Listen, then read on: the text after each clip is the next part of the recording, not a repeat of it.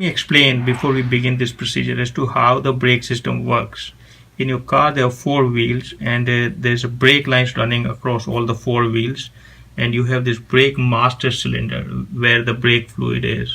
And when you press the pedal somewhere here, when you're sitting on the driver's side, that pedal actually pushes or at least tells the system to push this fluid across to these wheels, and it is this fluid which actually pushes your brake pads. They come together and they squeeze it on, on your rotor, and that's how the braking system works. So usually when they say brake flush, they are going to actually remove all the fluid from the system. Each wheel has a bleeder valve, and so there's a way by which you can open up the bleeder valve, and you need a helper who is going to press the pedals, and all the fluid is going to flow out of the system.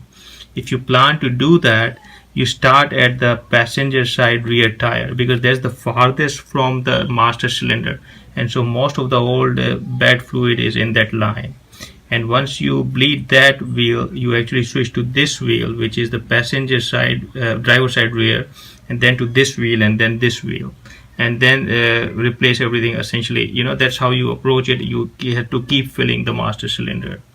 I am an engineer by education, and I don't recommend that procedure. The reason being, since you are a novice, you don't do this for a living, there's more likelihood that as you open up these bleeder valves here, that you will inherently induce more air into the system and run into issues. The reason you're watching this video is to save money as well as make sure that your car runs optimally, right?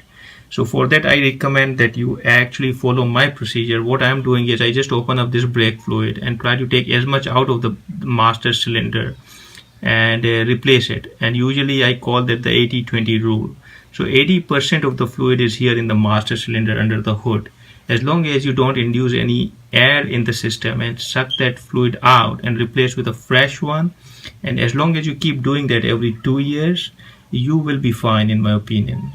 Right? And if you are actually somebody who is still concerned, then maybe I recommend that you do this every 2 years for like 3-4 cycles, and then go to the dealer and get your brake fluid service done. So that way everything will be cleaned by that service, and then you can resume your 80-20 change cycle and do it 3, 4, 5 times, and then go back to the dealer.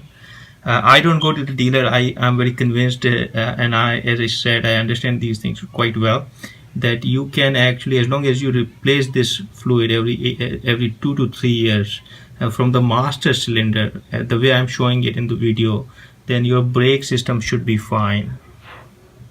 So the tools you will need is a rag, which is any waste cloth. You will need .3 fluid, and I like this one, so I use this. And you need a bottle and some kind of tubing to take the old fluid out of the container, from the master cylinder.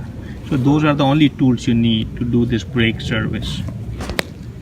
So get in the car and look for underneath here. You will see the button to open the hood. So you'll need to open the hood, and it is right below, as you can see, the driver's side seat at the bottom here. So let's open it.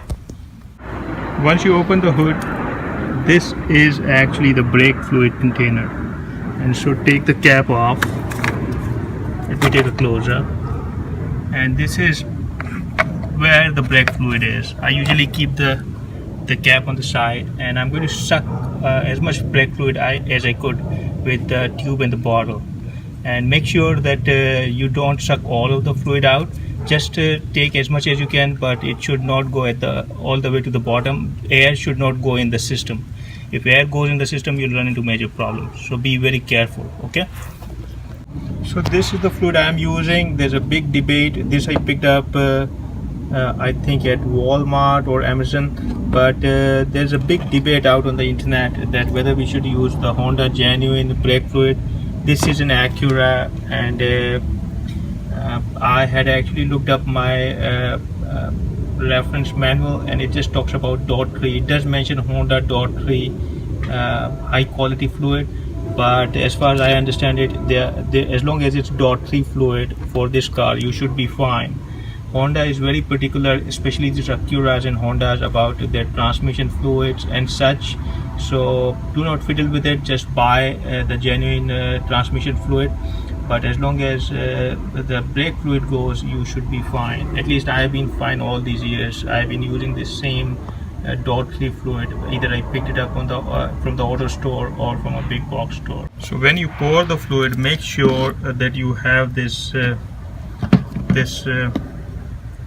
cap on. Okay, this is the filter. You don't want to remove this and just pour it in. It's a safety procedure, so that usually the brake fluid is clean, but nevertheless put this on. And then it's pretty simple. I'm just showing you a demonstration, but you just pour this in and fill it up all the way to the marks here. So as you can see, if you look closely on this cylinder, there's a min and the max mark. So make sure you fill it up to the max. As you can see here, the fluid is all brand new and we are good to go here. I will just put the cap back on and do a trial run of the car, but hopefully all should be fine. As you can see, this is how I'm using the bottle. I am actually using this tubing and it's going all the way to the reservoir, and you can use any waste bottle, and I have captured most of the fluid here. It's at the bottom.